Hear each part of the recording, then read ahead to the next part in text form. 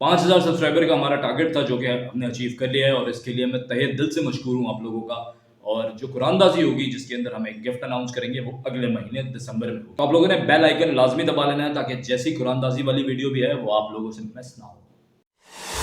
अस्सलाम वालेकुम नाज़रीन, मेरा नाम उमर है, आपकी खिदमत में हाजिर हूँ एक नई वीडियो के साथ। सबसे पहले दरख्वास्त है, अगर आपने अभी तक मेरा चैनल सब्सक्राइब नहीं किया तो कर लीजिए। अगर आपको मेरा काम पसंद आए तो वीडियो को लाइक भी जरूर कीजिएगा। दोनों काम करने के लिए आपको सिर्फ मोबाइल पे एक उंगली लगानी है और ये दोनों काम हो जाएंगे। हसन नवाज साहब को बैंकरप्ट कर दिया यूके कोर्ट ने। अभी इसकी तरफ से जो हसन नवाज साहब की लीगल टीम है उसकी तरफ से जवाब जाना बाकी है। ये केस था एक लाइबिलिटीज का और टैक्सेस का, तो उसकी वजह से कोर्ट ने नॉन पेमेंट पर हसन नवाज साहब को अभी डिक्लेयर किया है बैंकरप्ट। लेकिन अभी फाइनल जवाब जब इनकी टीम भी अभी जाहिर है प्रोसीड करेगी, जो कॉर मैक्सवेल हैं उनकी रिप्रेजेंटेशन है हसन नवाज साहब की तरफ से, तो जब वो भी अभी जवाब इसका दाखिल करेंगे फिर अभी इसका हतमी फैसला आगे आएगा। ये अभी इनिशियल स्टेज है, तो इसके ऊपर बहुत सारे लोगों का तबसरा आ रहा था कि वो दिवालिया हो गए या उनका मतलब बहुत ज़्यादा कोई लॉस में चले गए। तो अभी ये सारी चीज़ें कहना कबलज़ वक्त है। तो मैं इसके ऊपर जब कंप्लीट एक रिपोर्ट जनरेट हो जाएगी तो फिर मैं आपके साथ ये शेयर करूंगा। अभी इसकी कुछ तफसीलात आना बाकी हैं।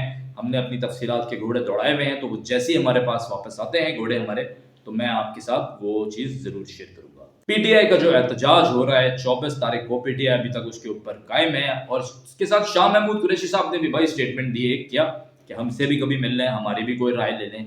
मैं अपने पुराने ब्लॉग में भी मैंने एक बात डिस्कस की थी कि शाह महमूद कुरैशी साहब के साथ साथ यास्मीन राशिद साहिबा जो हैं उनकी भी बहुत बड़ी कुर्बानी है। उनसे भी जाके क़यादत को मशवरे करने चाहिए, या क़यादत को कम से कम उनके हाल अहवाल हो सकता है पूछते भी हों, लेकिन इस तरीके से जो पब्लिकली हाईलाइट नहीं होता कि यास्मीन राशिद साहिबा के पास कोई गया मिलने या उनका कोई मौकफ सामने आया। सिर्फ पूरी पार्टी खान साहब के इर्द गिर्द घूम रही है कि खान साहब क्या कहेंगे और क्या उनका मौकफ होगा, वो किसी तरह बाहर आ जाए। मेरा ख्याल में उनके बाहर आने पर और उनके पावर में आने पर इस चीज़ के ऊपर पीटीआई की पूरी सियासत खड़ी हुई है। इसके अलावा किसी और चीज़ पर उनका कोई फोकस है नहीं। तो बुशरा बीबी भी पॉलिटिक्स में एक्टिव होती जा रही है। मैंने पहले भी अपने व्लॉग्स के अंदर ये बात बताई है कि वो यहाँ तक जो पहुंची है ना, ये किसी मकसद से पहुंची है। ये सारी बातें कहना कि नहीं जी वो तो खिदमत कर रही हैं अवाम की और इसलिए वो उन्होंने ये कदम उठाए जो वो यहाँ तक आज पहुंची हैं, ये सारी बातें इनका कोई सरोकार नहीं है, सब बातें बकवास हैं। उनको सियासत में एक्टिव होना था जो कि अब वो हो भी चुकी हैं। तो अब ये एहतजाज कैसा होगा, इसके अंदर कितने लोग आएंगे, ये अभी कहना कबलज़ वक्त है। लेकिन मेरी ज़ाती राय ये है कि अब बबल बर्स्ट होने वाला है। अगर आप केपीके के हालात देखेंगे वो भी इस वक्त अच्छे नहीं है। पार्टी के अंदर जो दरार की खबरें थी हम बहुत पहले से दे रहे हैं वो अब लेकिन खुल के भी सामने आ रही हैं। लोगों के मौक़िफ़ अलग अलग हैं। बहुत से लोग नहीं चाहते कि ये जो एहतजाज है 24 तारीख वाला ये हो, क्योंकि बहुत से लोग जो सरकारी ओहदों पर मौजूद हैं वो नहीं चाहते कि उनके सरकारी ओहदे जाए। और वो लोग जितने भी इनके फॉलोअर्स सपोर्टर्स हैं पीटीआई वाले, जो समझते हैं कि ये पार्टी एस्टेब्लिशमेंट के अगेंस्ट है, तो मेरा ख्याल में उनको थोड़ा सा और समझने की ज़रूरत है कि ये गेम जो चल रहा है ये क्या चल रहा है और ये हो किस तरह से रहा है। किसी भी सूबे की पावर बगैर एस्टेब्लिशमेंट की हेल्प के पॉसिबल नहीं है। तो ये कह देना कि ये पार्टी कभी भी एस्टेब्लिशमेंट के अगेंस्ट थी, ऐसा कभी भी नहीं था। खान साहब आज भी एस्टेब्लिशमेंट के साथ चलना चाहते हैं, लेकिन मसला ये है कि यकीन नहीं आ रहा ना, सामने वाली जो पार्टी है उनको खान साहब पे यकीन नहीं आ रहा। उनको ये पता है कि ये बार बार यू टर्न मार देते हैं, फिर से कोई बंडा कर देंगे। सारा मसला ये है। वरना खान साहब तो आज भी हाथ बढ़ाने के लिए तैयार हैं। खान साहब ने जेल से भी बड़े खुल के पैगाम दिए हैं, वो पैगाम आगे एक्सेप्ट नहीं हुए, उनके कोई जवाब नहीं आए, ये एक अलग बात है। लेकिन खान साहब तो पूरी तरीके से तैयार है। और अगर ये पावर में आ गए, अगर if which is not possible, मेरे तजिए के मुताबिक ये पॉसिबल नहीं है, लेकिन अगर आ गए, सियासत है कुछ भी हो सकता है, तो तब आप देखिएगा कि जो लोग आज स्टैब्लिशमेंट में मौजूद हैं आपको पीटीआई वाले खुद बताएंगे कि ये लोग कितने अजीम हैं। अब जरा माशी हालात के ऊपर बात कर लेते हैं। आईएमएफ का जो एक वक्त आया हुआ था, तो बताया गया जी कि वो नॉर्मल बातें थी, उनका आना कोई सरप्राइज नहीं था, तो वो फर्स्ट क्वार्टर में फिर आएंगे। और पाकिस्तान अभी तक अपने आदाफ अचीव करने के अंदर पूरा उतर नहीं पाया है, ये भी एक सच्चाई है। तो आगे उम्मीद है कि चीज़ें बेहतर हो जाएं, लेकिन अगर ये समझ रही है अभी भी हमारी गवर्नमेंट की एनर्जी के ऊपर ही सारा फोकस रखेंगे, तो मेरे ख्याल में अब आईएमएफ भी ऐसी चीज़ होने नहीं देगा।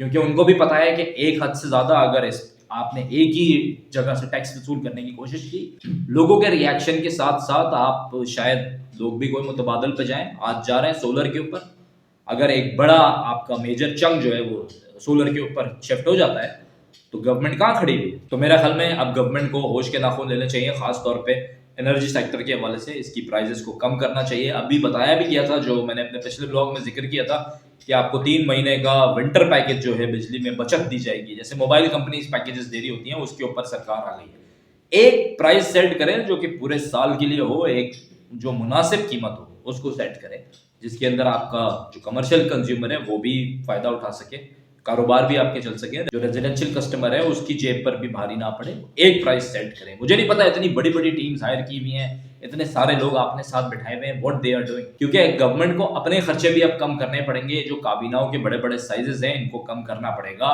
ये जो वीआईपी मूवमेंट्स है, जो प्रोटोकॉल्स हैं, इनको कम करना पड़ेगा। अब वक्त आ रहा है आगे जाके, और मैं समझता हूं अगर ये नहीं करेंगे तो फिर अब इनको पीछे से डंडा दिया जाएगा, ये करवाया जाएगा इनसे बाय हुक और बाय क्रुक, इनको अब ये करना पड़ेगा। दूसरी तरफ पीटीआई के जो अभी तक के ट्रम्प साहब से रिलेटेड जो तवक्कुआत थी, मेरे ख्याल में वो अभी थोड़ा कम होना शुरू हो गई हैं, उनका ग्राफ नीचे जा रहा है, और मैं समझता हूँ मजीद भी नीचे जाएगा, क्योंकि जो पीटीआई की होप्स थी मैं नहीं समझता कि वो पूरी हो सकें, और ट्रम्प साहब ऐसा कोई कदम उठाएं कि वो एक कॉल करके बोलेंगे जी इनको रिहा करें, मैं नहीं समझ, क्योंकि कंट्री टू कंट्री इस तरीके की चीज पॉसिबल होगी नहीं, क्योंकि पाकिस्तान एक खुद मुख्तार मुल्क है। तो मैं समझता हूँ अभी ये चीज इतनी ज्यादा इंटरफेरेंस वो पॉसिबल होगी नहीं। अच्छा नाजरीन, जो लोग कराची से ताल्लुक रखते हैं उनको बता दूं कि भाई नुमाइश हो रही है आइडियाज, और उसकी वजह से 19 तारीख को शुरू हो रही है और 4 दिन की वो नुमाइश है। तो 4 दिन तक जो आपका ये एक्सपो वाला रूट है इसको जरा अवॉइड कीजिएगा। मुतबादल रास्ते दे दिए हैं, ट्रैफिक प्लान बता दिया है, आप लोग वो चेक कर सकते हैं। अगर किसी को मजीद डिटेल्स चाहिए हो तो वो यहाँ कमेंट कर दे, मैं उसको डिटेल्स भी दे। और जिन लोगों के पास भी टाइम हो वो कोशिश कीजिएगा इस नुमाइश में जरूर जाएं, काफी आपको चीजें जो है देखने के लिए मिलेंगी। एक अच्छे बड़े लेवल की नुमाइश है, काफी आपको चीजें देखने के लिए मिलेंगी, और स्पेशली अगर आप वेपन्स एमिनेशंस इन चीजों से थोड़ा सा आपको शौक है इन चीजों का, तो जरूर जाके एक्सप्लोर कीजिएगा इस नुमाइश। वजीर आजम साहब है जो ओपनिंग सेरेमनी कर रहे हैं। अब चूंकि वीपीएन के ऊपर तो ऑलरेडी काफी बात लोग कर चुके हैं, तो हम भी थोड़ा सा अपना असर डालते हैं। मैं सिर्फ 2 चीजें कहना चाहता हूँ। एक तो बिलावल साहब को हैट्स ऑफ टू बिलावल साहब कि आपने इस बारे में बात की और बड़ा क्लियर मौकफ दिया कि उन लोगों को पता ही नहीं है वीपीएन है क्या या उससे काम क्या होता है। सिर्फ एक चीज हमें, अगर आप देखेंगे खबरों में भी या आपकी पोस्ट में भी कुछ देर के बाद एक चीज शो रही होगी कि जी 20 लाख लोगों ने जो है वो पॉन एक्सेस करने की कोशिश करी। यार कम ऑन, अब आप किस दौर में रह रहे हैं? आज के जो लोग हैं, मैं समझता हूँ कि जो बच्चे आज के हैं उनको ज्यादा उनका फोकस कमाने पर है, क्योंकि पाकिस्तान में अब अपनी मदद आपके तहत कमाना है। और जितनी महंगाई पाकिस्तान में हो चुकी है, पाकिस्तान इस वक्त एशिया का महंगे तरीन मुल्कों में से एक है, पाकिस्तान में रहना अब आसान नहीं है।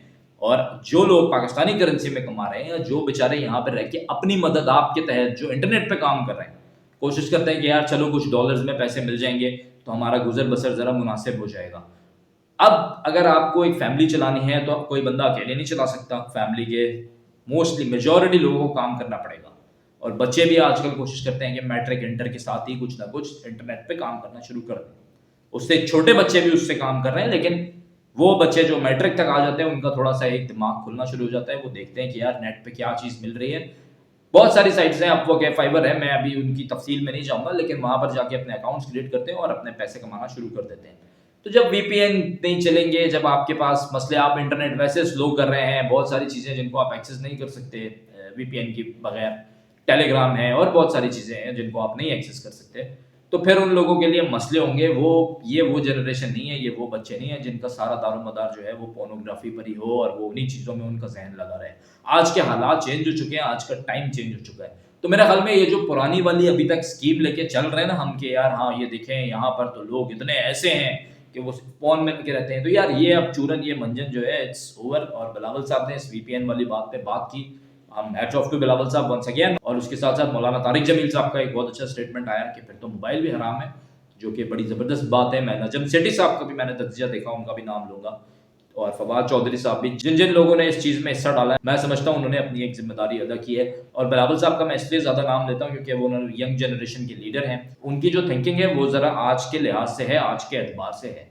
तो हमें अब ये जितने भी हमारे सियासतदान है ना, जो कि 70 के एज में पहुंच चुके हैं, वो आज के टाइम को, वो आज के ज़माने को नहीं समझ सकते। तो मैं समझता हूँ कि इस वक्त पाकिस्तान को ज़रूरत है यंग डायनेमिक लीडर की। कोई भी हो लीडर, लेकिन ऐसा हो जो आज के जो तकाजे हैं, इस दौर के जो तकाजे हैं, उनको समझता हो। तो अगर आप लोग मेरी राय से इत्तेफाक करते हैं तो यहाँ पर कमेंट करके जरूर बता दिया कीजिए, और अगर आप लोगों का कोई डिफरेंट ओपिनियन है तो वो भी जरूर मेरे साथ शेयर किया कीजिए। अच्छा नाज़रीन, अब बात कर लेते हैं जरा अमेरिका की। वहां पर ट्रम्प साहब ने जो काबीना तश्कील दे रहे हैं उसके अंदर एलोन मस्क का बहुत ज्यादा नाम आ रहा है। एलोन मस्क, जी टेस्ला के ओनर, बिल्कुल आपने सही समझा।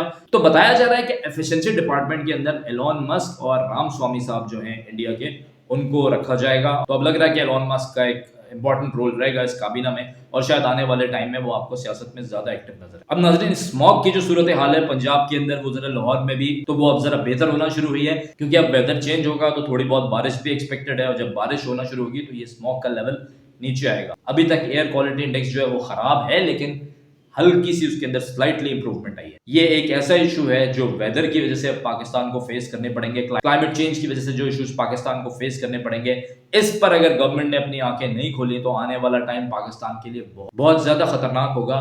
ऐसा भी हो सकता है कि कुछ शहरों में रहना मुश्किल हो जाए। तो गवर्नमेंट को जरूरत है कि क्लाइमेट चेंज के ऊपर आंखें खोले और इसके ऊपर सीरियस होकर काम करें। अच्छा नाज़रीन, कराची के हवाले से एक और खबर भी शेयर कर दूं कि जो एजुकेशनल इंस्टीट्यूट्स हैं कारसाज पे और शारा फैसल पे, वो भी 4 दिन के लिए बंद रहेंगे। तो आप देख लें, अगर आप किसी ऐसे तालीमी इदारे में आपके बच्चे जा रहे हैं या कोई ऐसा बच्चा देख रहा हो जो कि खुद पढ़ता हो, तो वो मेक श्योर कर लें कि उनका स्कूल या इंस्टीट्यूट जो भी है वो उन 4 दिनों में खुला हुआ है या बंद है। तो नाज़रीन, ये अब तक की कुछ इंपॉर्टेंट अपडेट्स थी जो आपके साथ शेयर किए हैं। उम्मीद करता हूँ आपको ब्लॉग पसंद आया होगा। अगर पसंद आया तो चैनल को सब्सक्राइब कर लीजिए, वीडियो को लाइक कर लीजिए, सब्सक्राइब जरूर कर लीजिएगा। अल्लाह पाकिस्तान का हम नासिर।